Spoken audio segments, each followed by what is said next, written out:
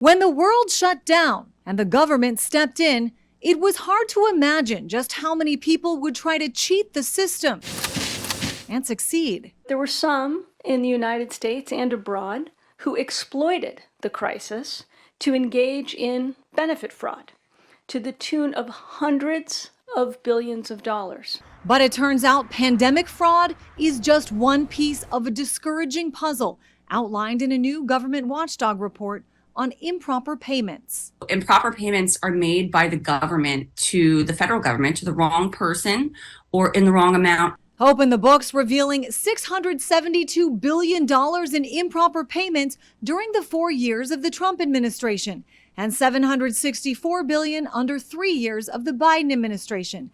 Now on track to surpass $1 trillion in improper payments when adjusted for inflation. $235 billion in the last fiscal year went to improper payments. That's more than the entire budget of every state except for California. And as you said, it's almost $500,000 per minute. By the time Joe Biden leaves office, it will have added up to $1 trillion. While the numbers have decreased under President Biden, administrations for decades have had a hard time preventing improper payments, which include millions of dollars to those who have died or who are serving time in prison.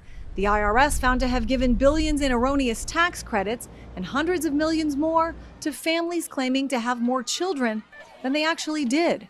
As with many of this country's biggest problems, Congress does have a role here. Critics say lawmakers could step in with new laws that would designate more funding and resources to help these agencies get improper payments under control, but which many believe would save far more money in the long term, as the national debt sits at $35 trillion. In Washington, I'm Christine Frizzao.